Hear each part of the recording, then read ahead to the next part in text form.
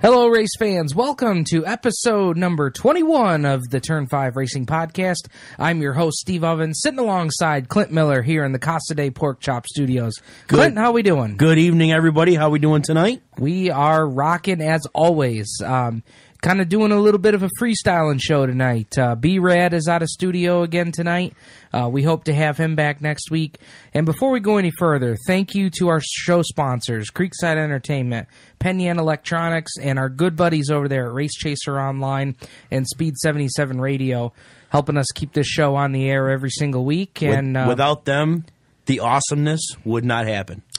For sure. And a lot of the things that we get to do and go and get to do just wouldn't be possible without Tom Baker's help and of course Jacob, the managing editor there at Race Chaser Online and Speed 77 Radio. So going to have some fun tonight. Just a lot of discussion. So many things going on, Clint, as far as the local racing scene goes.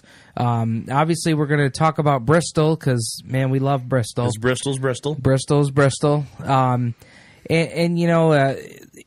This first segment of the show tonight, I wanted to just kind of go over, there was so many things happen news-wise this week. You look at, first of all, the Short Track Super Series, fueled by VP Race Fuels, Brett Deo's brainchild, if you will. Yep. Part of the NDRL series. They have had to push back due to the weather. We got some snow last week, as I'm sure all of our listeners are quite aware of. Very well aware of. A lot of snow last week. So, and I credit Brett with making the decision early so that all the fans, all the drivers, everybody knew ahead of time, hey, you know, we're trying, but there's no way we're going to be able to get that track surface ready to make sure that these guys put on a great show there at Orange County. So, that show has been pushed back to Sunday, April 6th. Clint, I know that's something that we're both excited about being part of there at Orange County and to go and take that show in, and that's going to be a lot of fun. Yeah, definitely. I've never been to Orange County. Very much looking forward to it, and it's going to be, you know, the first big show of the year. I can't wait. I mean, I'm really excited. Even it got pushed back. It's on a weekend that I don't have the kids, so I don't have to worry about that. And we're just going to go, and we're gonna watch some racing. We are. Some other news to talk about as well. We are going to be doing an episode from the Finger Lakes Speed World over there at the Auburn Mall. That'll be the weekend. Excuse me. That'll be the weekend of March 29th. We're going to be doing that show Saturday, March 29th, in front of a live audience there at the mall. Yep. Want to encourage all the drivers and teams that are going to be having a car or their team there to come over and talk to us. And come over and say hi. Talk a little racing. And I want to thank Paul Small for getting us in on that deal Cowboy as well. Paul Small. As he formerly was known, Cowboy Paul Small. Formerly known. Getting us in there. I don't even know if he goes by that anymore. You know, he still does. He's a Finger Lakes radio guy now. And you can catch his show Small Talk on Finger Lakes Radio Network, their network of stations. So we're going to be there Saturday the 29th. We're going to start at 11 a.m., and we're going to do an hour and 15-minute show. We're going to go till 12:15, and then at 1 o'clock, the Finger Lakes Radio Network is going to take over with a live remote for their radio stations there at Finger Lakes Speed World. So we're like the opening act. We're basically the opening act. You know, we get, instead of a 30-minute set, we get an hour and 15-minute set, which is really neat. I've already talked to Nick Guerry. He's going to come talk to us. There'll be a lot of drivers and teams there. It's going to be just a great show. And you know what? Even if nothing else, we've certainly got a lot of racing things we can talk about, and we'll talk about them right there at the mall. So that's going to be fun. Other things schedule-wise, this coming weekend, going to be the mall show down at the Arnott Mall down in Horseheads, New York. Always a good show down there. Going to be a lot of Woodhull Raceway cars down there. Make sure you guys get down there to the car show at Woodhull, or the car show near Woodhull at the Arnott Mall in Horseheads. Make sure to get out to that.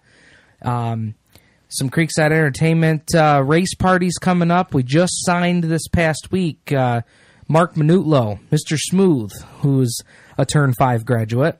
We'll be doing his show this coming weekend out at the Newark American Legion. That's taking place on Saturday, and I believe that's 5 p.m. till.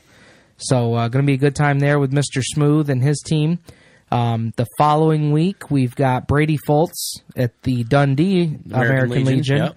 I believe that's also 5 to 10, and usually Brady's party goes well past 10. So they might as well say till also. Yeah, they might as well. Those guys are party animals from way back. You got it. So that's Brady Foltz's party, Team 70, going to be running modifieds down at the Woodhull Raceway this year. Also on that night, if you're not in the Dundee area and you're near the Waterloo, Seneca Falls area, make sure you get yourself out to the Seneca Falls Elks Lodge. Frank Guerri just signed up with Creekside Entertainment this week to do his race party out there in Seneca Falls. That'll be another 5 p.m. till for Frank Guerri, who just purchased a sportsman car, going sportsman racing with the Guerri team. Really? And also just signed. Not know that. Also today, or in the past couple days, they just announced it on Facebook today. A brand new primary sponsor for Frank's efforts this year. Siri Sand, Stone, and Gravel, or however that is said. Really? Tyler Siri, who well known in the modified world, coming on as a primary sponsor for Frankie's efforts this year, and I think that is just awesome. That's great for Frankie, great for his team. A Black Rock Street Stock graduate? Yes, sir, and a good kid. Just I love being at the racetrack and getting to talk to Frank. And to put a little plug for Frankie, his street stock stuff is for sale, and it's top-notch stuff. And it's a reasonable price, reasonable offer. Won a lot of races with that stuff. A lot of races with that stuff. And he still got it from a couple years back. So, if you're thinking about getting into the racing thing, he's somebody you maybe want to go see. Absolutely, and I'm looking forward to. I mean, I raced with Frank way back when he started in the Black Rock Bandits. So, going to be a good time out there with those guys. And of course, the weekend after that, I think, is when everything starts getting launched off here. I know the weekend of April 5th and 6th. Actually, April 5th, we've got another benefit race party for Mike Welch and Blaine Smith. Black Rock Speedway is supposed to open that day. Yeah, that was my next thing, was Black Rock Speedway is supposed to open that day. And, of course, then April 6th, Sunday, will be Black Rock, but we'll be headed to the Hard Clay Open. Yeah, but OCFS. Hopefully, if Mother Nature weather cooperates there. Of course, yep. Yep, absolutely. So, going to be a good time out there. I think we'll toss it off to break now, Clint. And when we come back on the other side of the break, Clint, a lot of racing discussion. First, we're going to dive into the rolling wheels discussion. And what a mess that has been. You know what? You take 4 or 5 dice in your hand, you shake them up real good, and you roll them. And whatever you get is what's going on at Rolling Wheels right now. Oh, man. It's been a mess. We're going to talk about it. We're also going to hear from Dean Reynolds. Big announcement with Dean and the Go Nuclear Late Model Series. We're going to talk to Dean on the phone here in a little bit. Yep, and you'll know, recognize Dean Reynolds' name from the Empire Super Sprints. Yep, absolutely. And then after that, we'll get into some World of Outlaws discussion. Yes. And before we're done, NASCAR picks. NASCAR. Hey, I think that my guy didn't win, but I'm pretty sure that I had the highest finishing guy again. Yeah. Let's not even go there. Come on. Yeah, okay. Give me a little. Gloat a little. Come on, buddy. Live it up. Live it up. Going with a Chevy guy, Jeff Gordon. Went to the back, came to the front, kind of stalled out mid-top 10. I got nothing, man. I got nothing. Let's toss it off to a break. You're listening to Turn 5. Hey, thanks for helping me out on this. Oh, yeah, no problem. This is called electroluminescent wire, or EL wire for short. EL wire, huh? People use it for all kinds of stuff. Costumes, lighting. When you and I are done here, you're going to be the coolest, safest postman on the block. Be no missing you. Yeah, I like the sound of that. Yeah, good. So let me just kill these lights. Wow!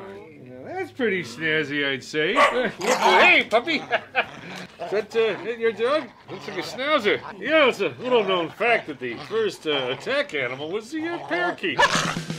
DIY has evolved. Welcome to DIT. Come see what's possible when we do things together. Clint, let's talk about Creekside Entertainment. Full-service DJ and photo booth company based out of Newark, New York, run by myself and my father, Stuart Ovens. DJ, right now we're getting killed with these race parties. You know, we got race parties all over the place, and you know just how important those race parties are to these race teams. Yeah, you got to try to generate some revenue, help you out with some funds, a little bit of awareness about your racing deal, bring a little bit of awareness to the community. Not only race parties, wedding DJs, photo booth for your parties or your wedding. Contact Stu at Creekside Entertainment, 315-481-9700 or creeksideentertainmentdj.com. RaceChaserOnline.com and Speed 77 Radio being broadcast on Shoutcast now. Search Speed 77 Radio and Race Chaser Online. Clint, we're on Motorsports Madness every Monday night, live at 7 o'clock. Yep, you learn if you want anything to know about racing, motocross, IndyCar. If it races, these guys talk about it. Motorsports Madness. We say the news, views, and driver interviews. Hit up RaceChaserOnline.com. Your dirt track home for news, discussion, and driver interviews, along with race results. You're listening to Turn 5.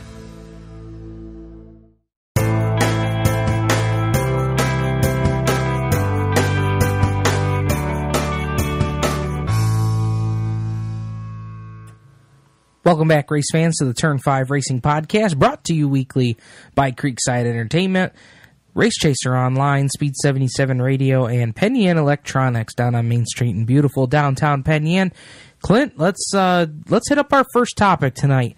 And, I don't know what to say. I mean, I went to the Motorsports Expo a week ago, a little over a week ago now, and, the buzz of the weekend was Rolling Wheels Raceway Park, reopening under, going to be going under a new name, Rolling Wheels Raceway Park, or so they said. Put out an entire schedule, had race events, big purses, which was the big buzz of the weekend, was the purses that they had made public. And I got to tell you, man, not a thing since. Nothing, nada. Yeah, it's so weird. It's like you've gone into the Bermuda Triangle of dirt track racing. I've never heard of something that's been such a buzz and something that was going to be great for the local dirt track community, and then all of a sudden, boom, it's gone. It's like it fell off the face of the earth. Yeah, and there was supposed to be a big announcement from Dirt Car last Tuesday or Wednesday, they said at the latest. Doug Elkins, our friend from Doug's Dirt Diary, had done a blog for Syracuse.com. I mean, this was really big news. And, a lot of people have asked, hey, why can't we find any information? Why isn't anybody writing anything about this? And, that's just simply because there's nothing to talk about at this point, which is kind of sad. But, man, it's crazy how things like that. And this is not the first time something like this has happened. But since we've been doing this show, I mean, this is the first time I can remember something of this magnitude happening. I mean, just made a huge splash at the show. And, this isn't to say that the deal can't be done.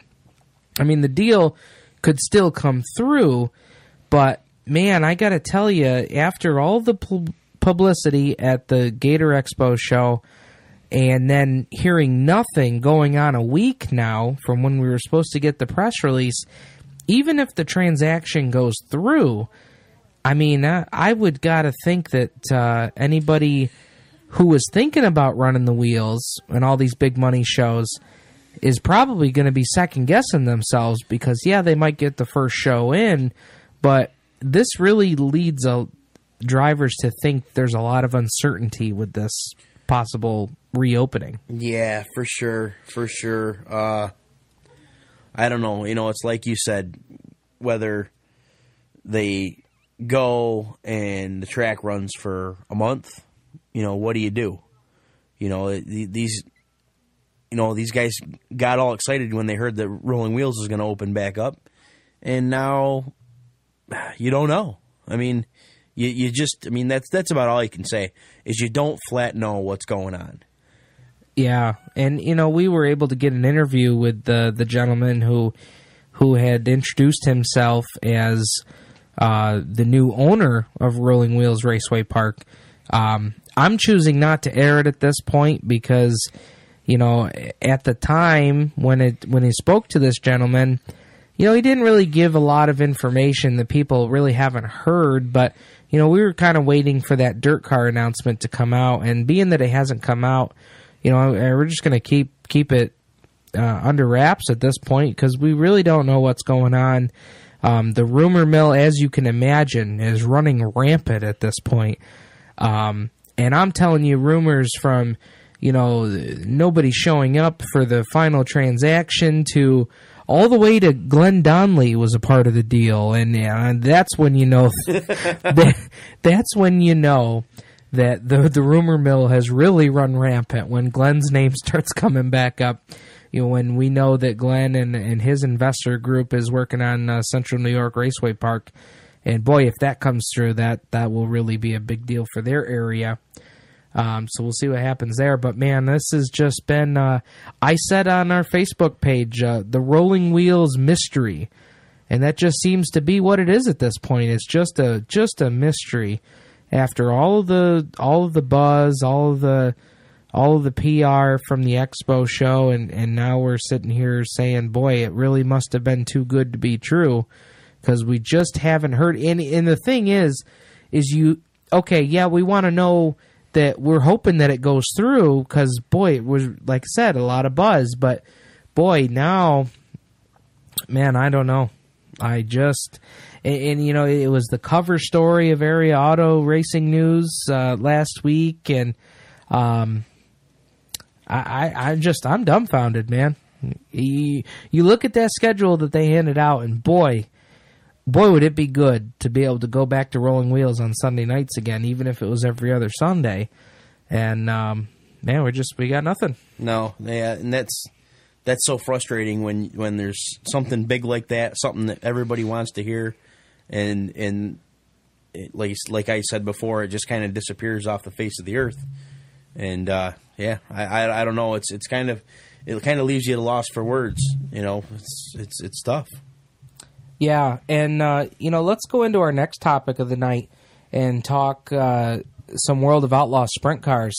Tonight we recorded our segment, as we always do, with Motorsports Madness on Speed 77 Radio with RaceChaserOnline.com.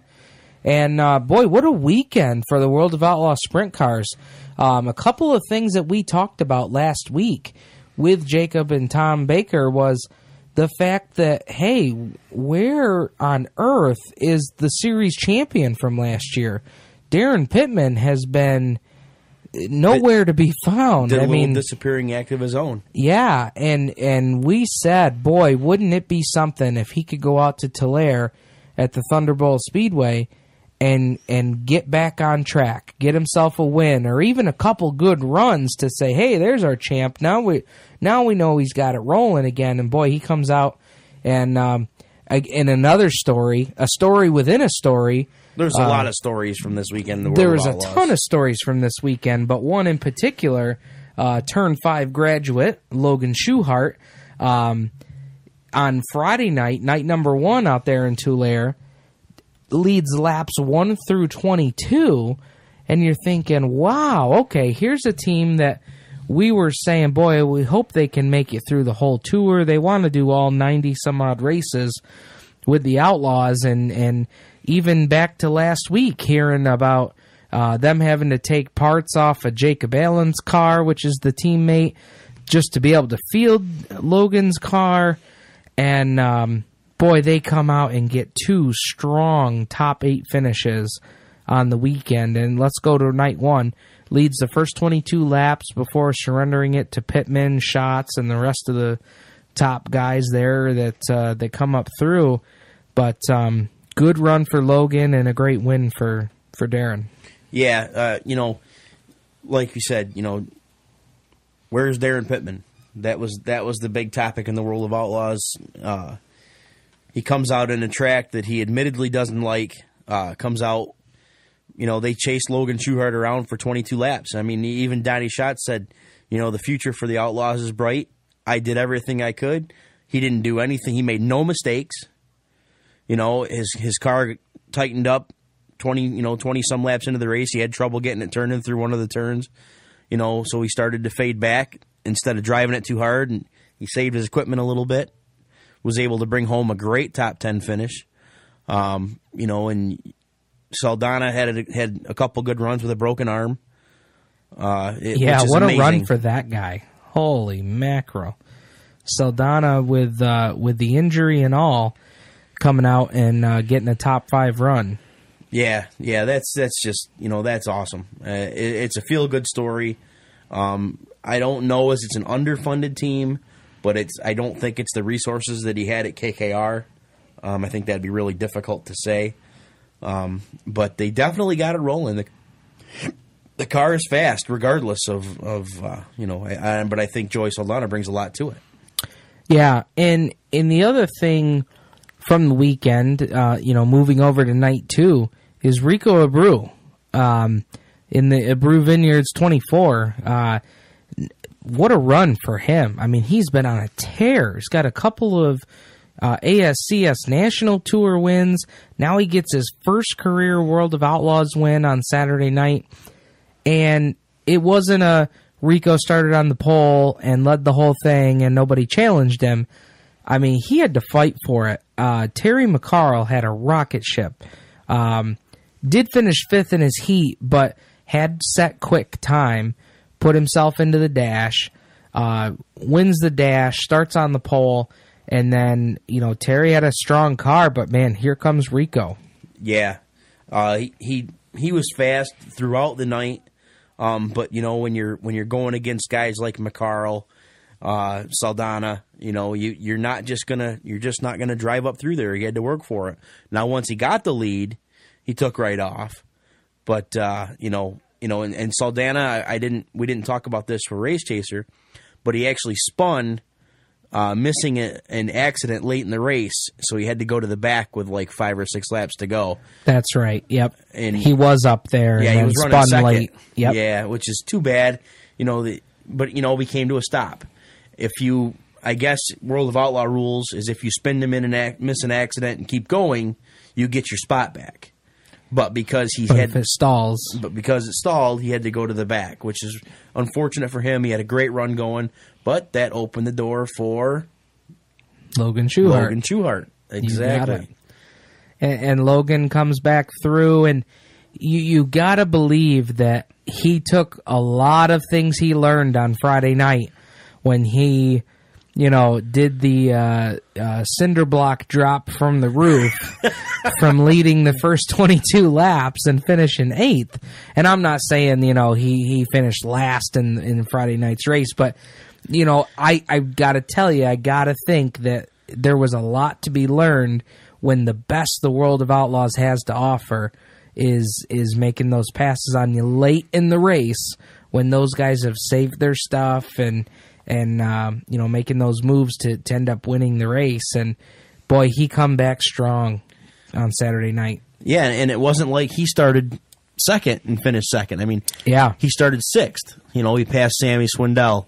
He passed McCarl with 3 laps to go on the outside. On a power move. On a power move to the outside. That was awesome. And you think about it, these guys at Shark Racing make a lot of their own stuff. They design their own chassis. Bobby Allen, Sprint Car Guru, they say this is Little Lincoln Speedway. I think it was Lincoln that, it kind of modeled after, but it's just, a size smaller. So, they had those notes to go off of. But he never quit. The car was fast. I don't think he had anything for Abreu, but I don't think anybody did.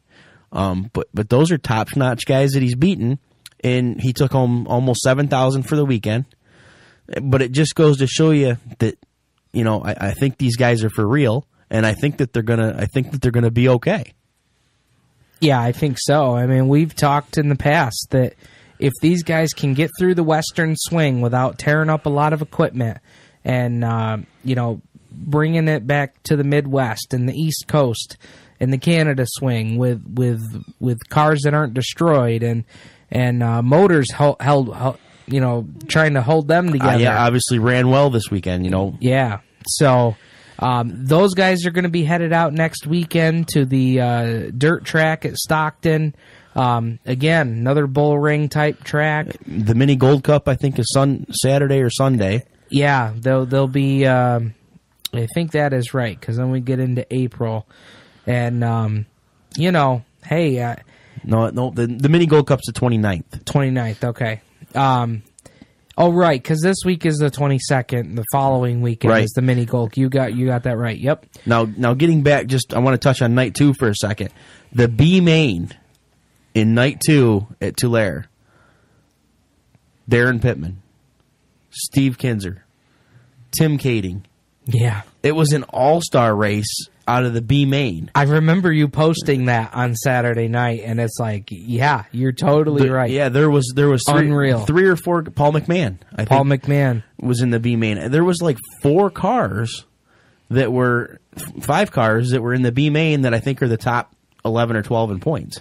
And you talk about Paul McMahon, after all was said and done this weekend, he comes out still with the points lead. Well, that's because everybody else struggled. Right. The top 5 in points did. But he's had a consistent season so far.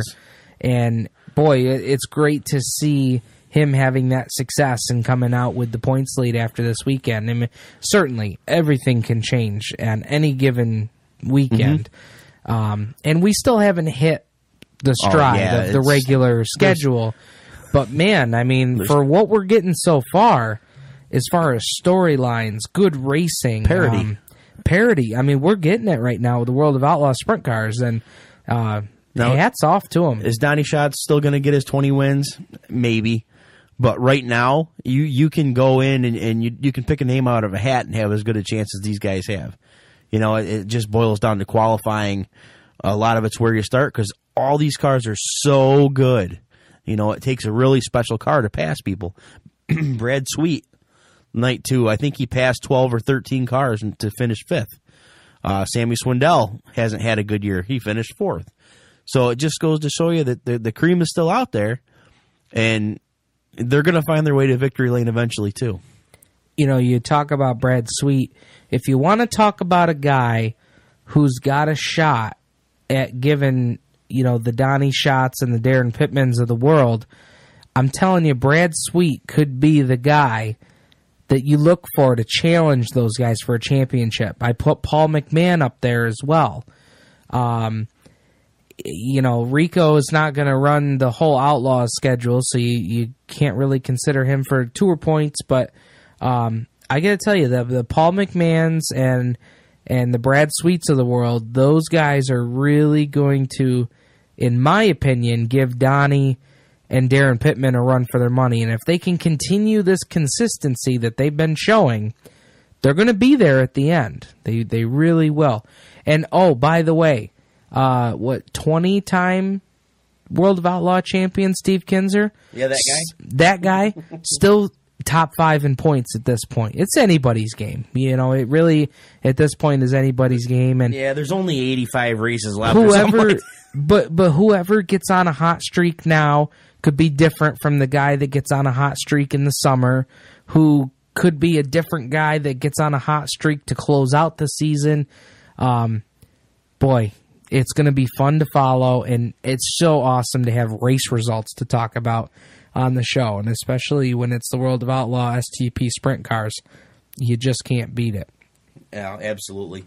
I love talking racing. This is the best. That's why we have so much fun doing this show here on Turn 5. Clint, let's go off to a break, and when we come back, breaking news coming out tonight out of the Go Nuclear Late Model Series, the Crate Late Model Series, with Dean Reynolds, and we're going to get him on the line, and we're going to talk to him for a few minutes here. You're listening to Turn 5.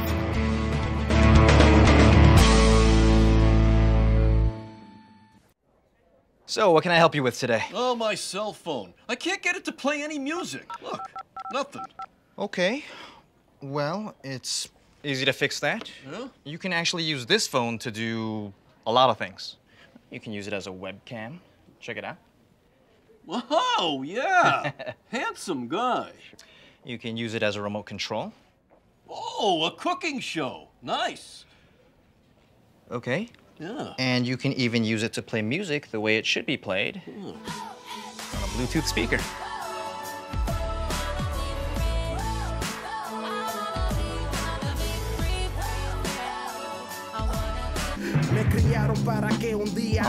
Interesting choice. DIY has evolved. Welcome to DIT. Come see what's possible when we do things together. Clint, let's talk about Creekside Entertainment. Full-service DJ and photo booth company based out of Newark, New York, run by myself and my father, Stuart Ovens. DJ, right now we're getting killed with these race parties. You know, we got race parties all over the place, and you know just how important those race parties are to these race teams. Yeah, you got to try to generate some revenue, help you out with some funds, a little bit of awareness about your racing deal, bring a little bit of awareness to the community. Not only race parties, wedding DJs, photo booth for your parties or your wedding. Contact Stu at Creekside Entertainment, 315-481-9700 or creeksideentertainmentdj.com.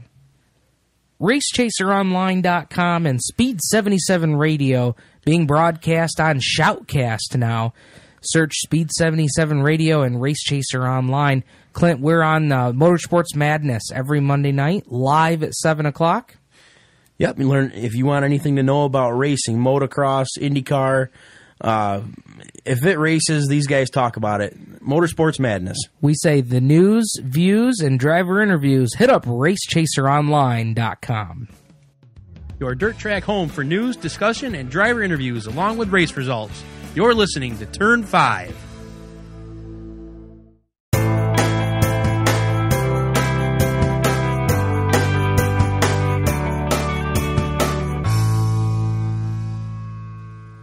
Welcome back, race fans, to the Turn 5 Racing Podcast, brought to you weekly by Creekside Entertainment, Speed 77, Race Chaser Online, and Penn Yan Electronics on Main Street in Penn Yan. And Clint, we're going to head off to the Turn 5 hotline, bringing a guy that we've talked to before, but we've talked to him about a different series before.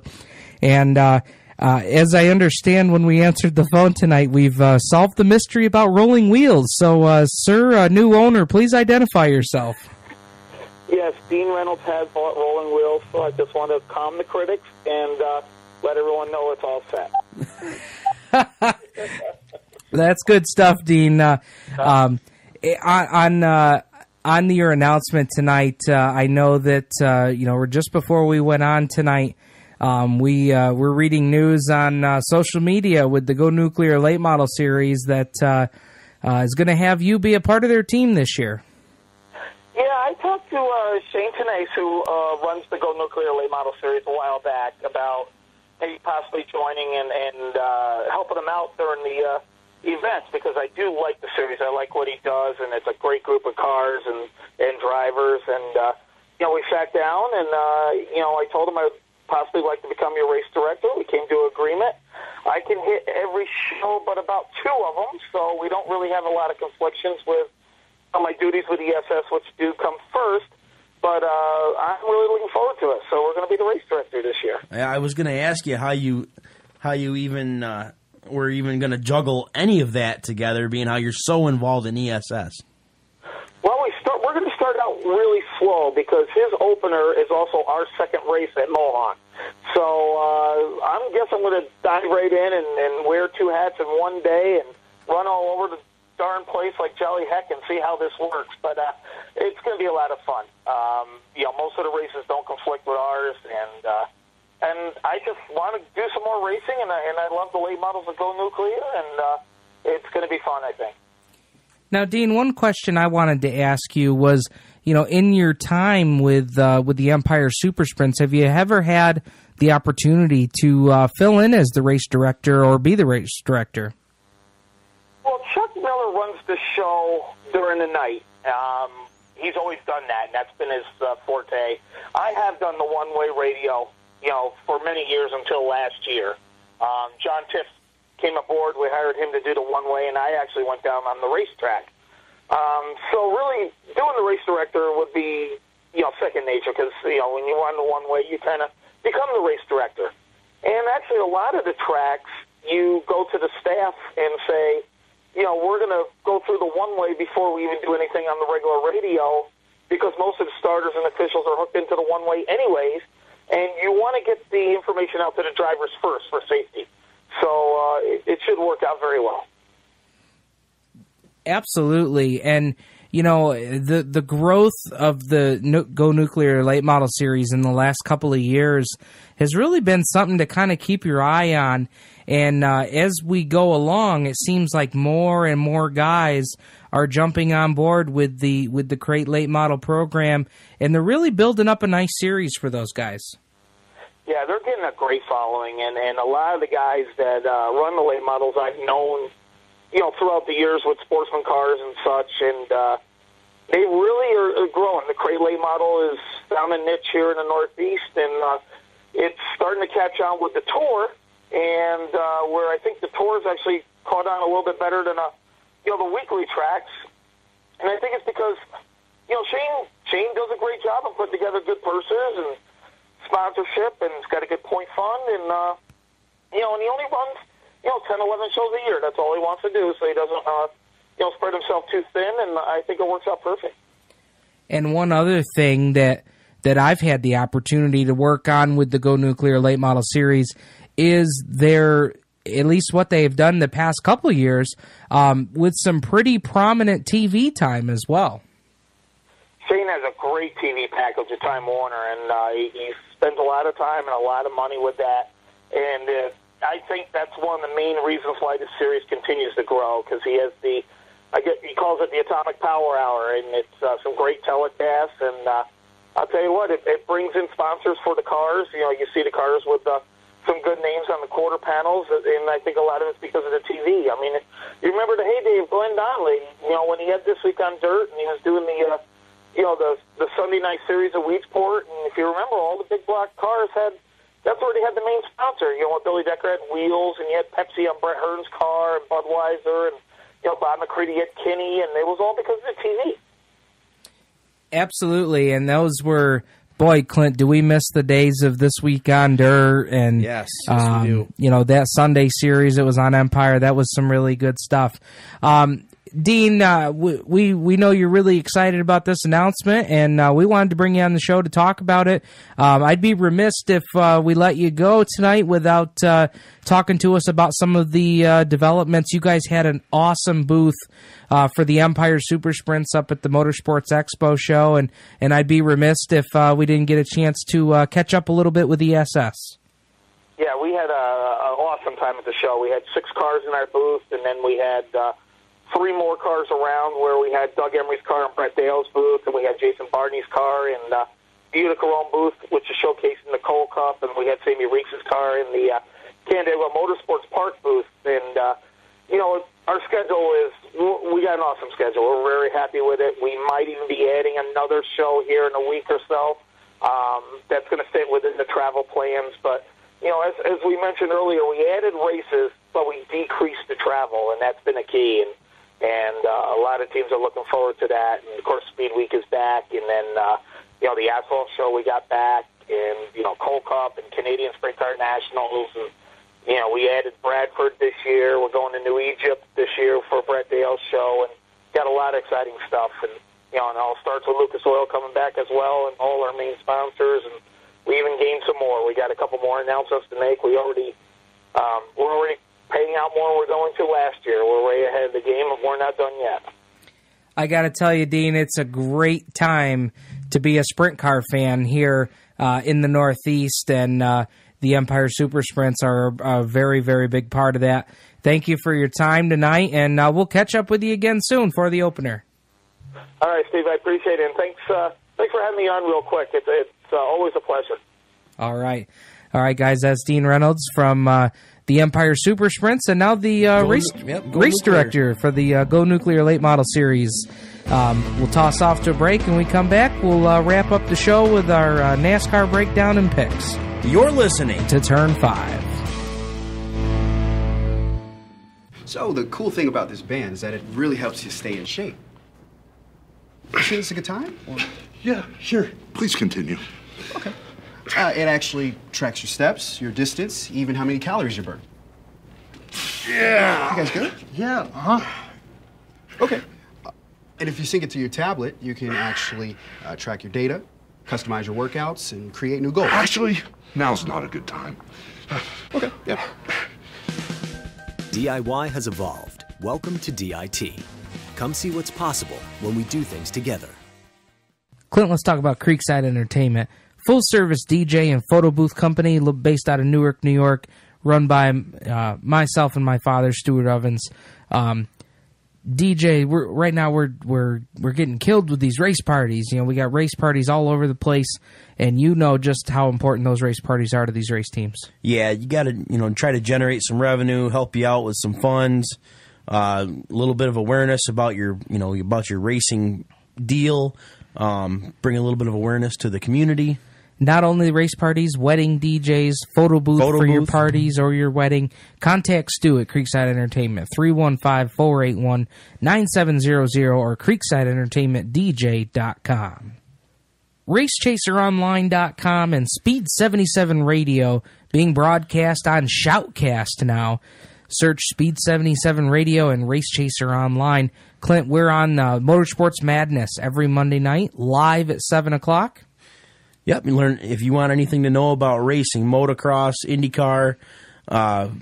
If it races, these guys talk about it. Motorsports Madness. We say the news, views, and driver interviews. Hit up RaceChaserOnline.com. Your dirt track home for news, discussion, and driver interviews along with race results. You're listening to Turn 5.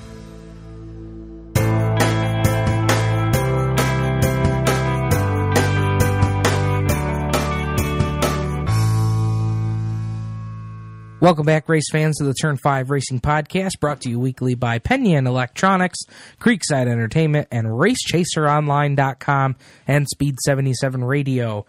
Clint, we're wrapping up the show tonight with our recap of Bristol and our NASCAR picks for Fontana, California this week. And, let's start off with the beginning of the day with the NASCAR race. Can I pick the guy that leans on the starter pole and brings out a caution flag with 2.5 laps left? Man, that was a fiasco. I mean, let's think about it. The day in its entirety was really kind of a fiasco because, we started the race, and actually the original start time was delayed because of rain. Yep, like 2 hours. Then we got going again, ran 100 and some odd laps before 150 anyway. 170, I think. 170. Yep. Got rain again and had another delay. Or 130, yeah. And, the saving grace is A, we're at Bristol, and B, they've got the Air Titan. And I'm so glad that the Air Titan is at every single race this year because what a difference that made to get. And obviously the track was a half mile, so it was nice to get that dried up in a short amount of time. That Air Titan rocks. That thing is fast. It is incredible. And so, to break down the race, you've got all the rain, and the tire that Goodyear brought is that green tire, and it had fall off. The tires wore out pretty quickly. And it felt like we were going back to that,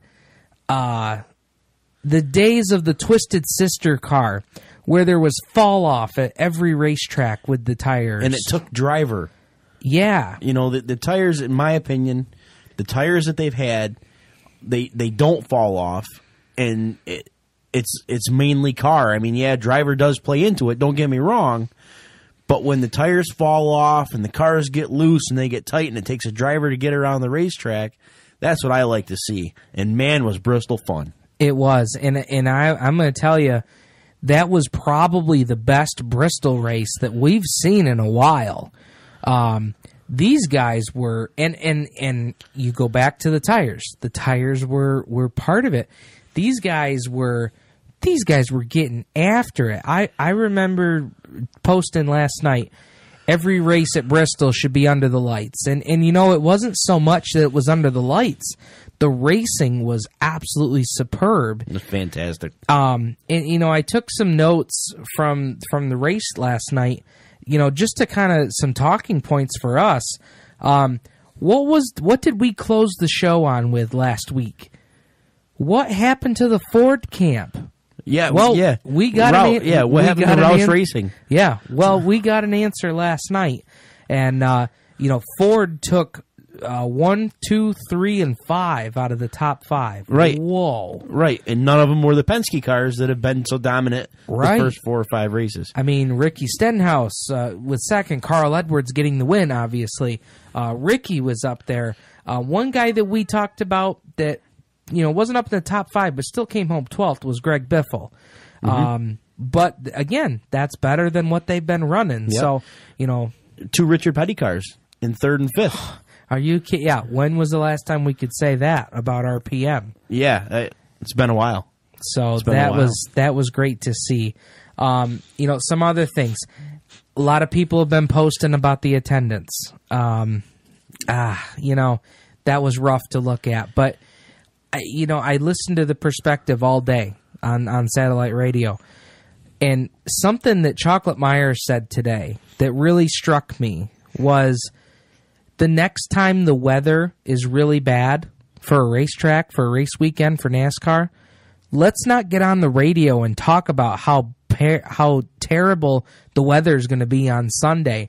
Because, Clint, you know that all of that talk about the rain had to have played an effect on the walk-up attendance on Sunday. And I had a lot of people tell me that the walk-up attendance didn't matter. Well, I'm sorry, but in the 2014 version of NASCAR races, walk-up attendance is a big deal. We're not selling places out 3 months ahead of time. That's not the landscape we're in anymore. And with the weather report we had and all the people saying, oh, there's going to be rain delays, we're probably going to have to run at night. I mean, and then you look at some of the TV shots, there just wasn't a lot of people there. No, and I think the weather had a lot to do with it. I think even a lot of people nowadays, they can't take Monday off. So if they go down for the weekend and there's any sort of chance of rain, you know, instead of being out at 5 o'clock because you get the race in at 1 o'clock and then you can drive 4 or 5 hours wherever you got to go back home and you're still home by 10, that's one thing. But when you're not restarting the race until, you know, you're not original starting till 3, rains in the forecast all day, rains again at 4 or 5, whatever it was, and doesn't restart till 7, all those guys have gone home, and I don't blame them. Yeah, and the other thing that another one of the radio programs said today was after that rain came, and then after the second rainstorm came, the temperature plummeted.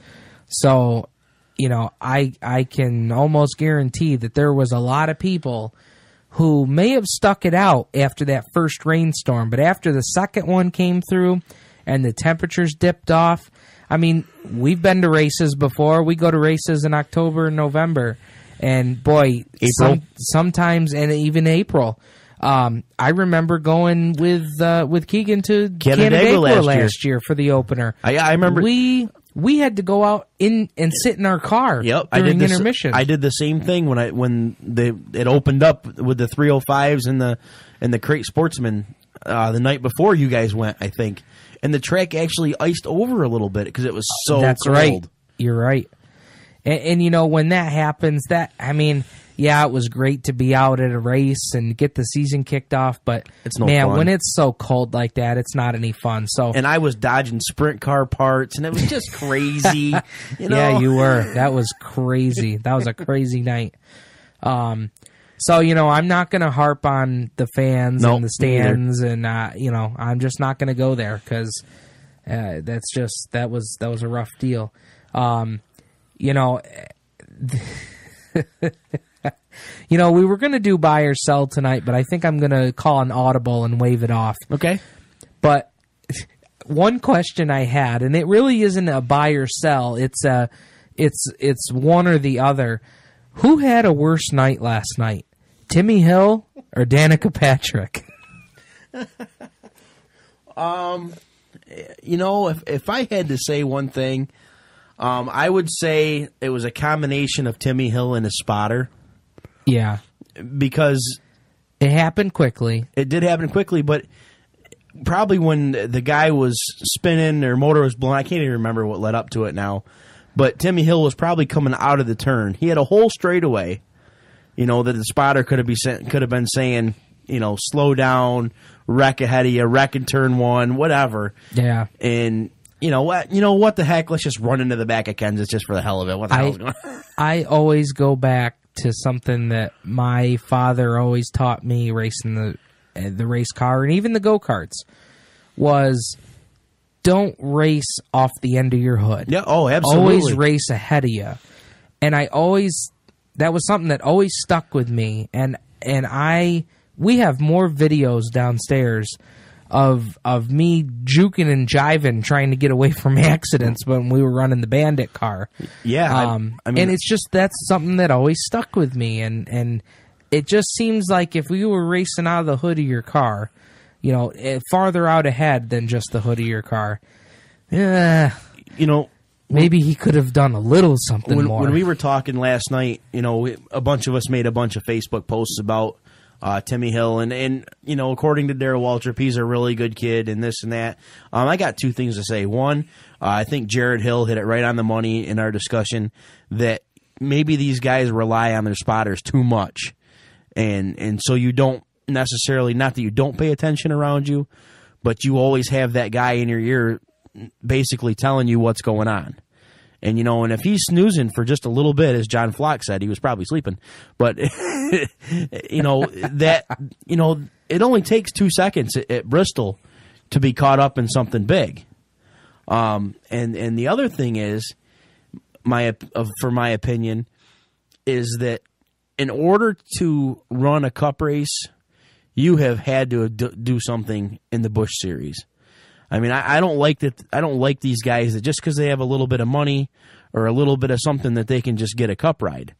I mean, yes, they're field fillers and whatever, but as we could see last night, that field filler could have made a big difference in the race. Absolutely, and it was good to see that Kenseth was at least able to continue on, and that didn't hurt his chances of winning the race. But man, what a hill they had to climb after that. Danica. No pun intended. And Danica, you know what? I'm not even going to give her the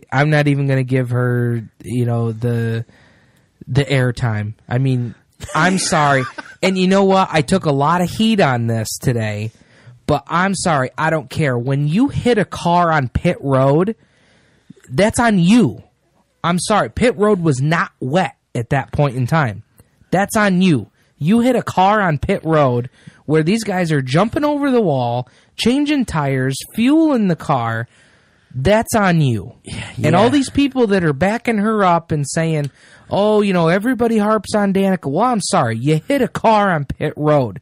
It's bad enough when you're wiping 3 cars out in practice on Friday and guys got to go to their backup car, and guys like Parker Kligerman and Cole Witt that they don't have backup cars to be falling back on. I think they got one single week. I think they got one backup car between the two of them. I mean, my goodness.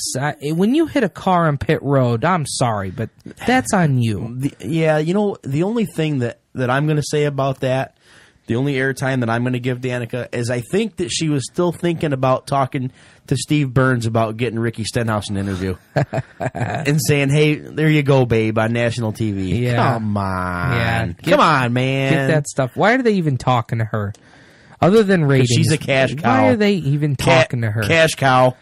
You know, and I thought that was so funny that they were even talking to her, and then they said, oh, you should go talk to my boyfriend. He's running 10th. Well, yeah, no kidding. He's running 10th. You're running 40th. Of course they should go talk to him. They should have talked to him before they talked to you. As Darryl Waltrip said, good grief. And then my last note that I wanted to touch on, has smoke risen? Has smoke risen? It's one race. It is one race. They've struggled all year long. It's one race, but I got to tell you, It was Bristol. It was impressive. I will not deny that at all. So the fact that he was I can't say okay, smoke's back, but when he's got to be on the throttle, off the throttle, on the throttle, off the, I think that was really impressive run for him to come back for fifth. I think the quote of the night... fourth, sorry. Fourth, yep. I think the quote of the night was Chris Devoda when they said, is the rain on its way out? And she said, ask Tony Stewart's leg. You got it. All right, man. We're headed to Fontana this week with the NASCAR Sprint Cup Series and the Nationwide Series. Let's get our picks in. And let's review the points going into Bristol. Clint is just mopping the floor with B-Rad and myself. It's early yet. It's early. He has 11 points, 6-point lead over myself with 5, and B-Rad going into Bristol with 2 points. After the results from the past weekend, we're happy to say B-Rad doubled his points. He's now got 4 points, still sitting in last place. I picked up 1 point for finish. My driver out of the 3 we picked finished last. I'll get 1 point for that. I get 1 point for knockout qualifying for a total of 2. And I'll be sitting 8 points behind Clint, who again, for the 3rd week in a row, picked up 3 points for the first place finish.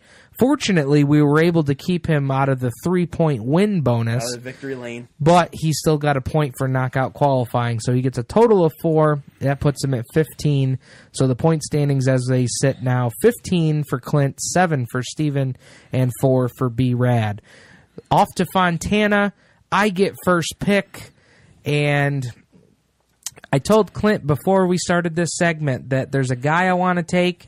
He makes me nervous because I really don't know how he's going to do, but he's strong at Fontana, so I'm going to go with him. I'm going to go with Happy Harvick to be the first multiple winner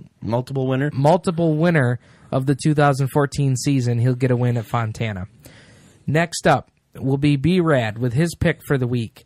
And, I'm not exactly sure on how this guy, I can't really recall how he did last year, but his teammate Denny Hamlin certainly had a good car there before getting wrecked with Logano and ultimately injuring on the last him. lap. Yep. So B-Rad this week is going to swing for the fences and go with Matt Kenseth. And I don't think you can count Matt out anywhere. No. Driving a Gibbs Toyota. Not with the season he had last year. Yeah, 7 wins, really 8 wins showed, last year. Yeah. He really showed us that he can really, he still got it. Not that we, not that we didn't think he didn't, but boy, 7 wins. That was a great year last year. So Brad going with Matt Kenseth. That brings us to our points leader. And I'm telling you, Clint, I will give you $20 to take Timmy Hill. I wouldn't pay you to take Timmy Hill. How about Danica? No. Only if we were racing off pit road. Not with a 10-foot pole, says Clint. All right, Clint, who's your pick this week? No, never mind. And okay. We've got about a minute and a half, so you can draw it out for a minute and a half. Well, I believe that Fontana's a lot like Michigan. It seems to always come down to fuel mileage, which usually bodes well for the Fords. So I've narrowed it down to 2, but I think that I'm going to go with 6-time Jimmy Johnson. 6-time gets off the schneid. Wow, I wouldn't have expected that pick. When you said Ford, I thought you might have gone with one of the Penske cars, because I got to tell you, Logano was my second pick. Yeah, and I was actually going with Biffle. I was riding the fence with Biffle because he's strong there in Michigan. No, that's a good point. So that's a very good point. But I'm going with it's about time for Chad Knaus to cheat. So I'm going to go with Jimmy Johnson to win this weekend at Fontana. Oh. He's my pick. I see you're really coasting off into the sunset, taking Jimmy Johnson. Oh boy. Well, after he hadn't had a very good year so far. Yeah. No. They haven't done well with the new rule changes. All I'm gonna say is with that pick of Jimmy Johnson, there's a really good chance that we're going to come back next week and Clint's going to have max points. I just got that sick feeling in my stomach. It's going to happen. Clint, we had a great time tonight. A lot of great racing discussion. I want to thank Dean Reynolds for coming on and talking to us about his new deal with the Go Nuclear Late Model Series. You can catch us every week on YouTube, podbean.com, and on Facebook. Search Turn 5 Racing Podcast. Until next week, you're listening to Turn 5.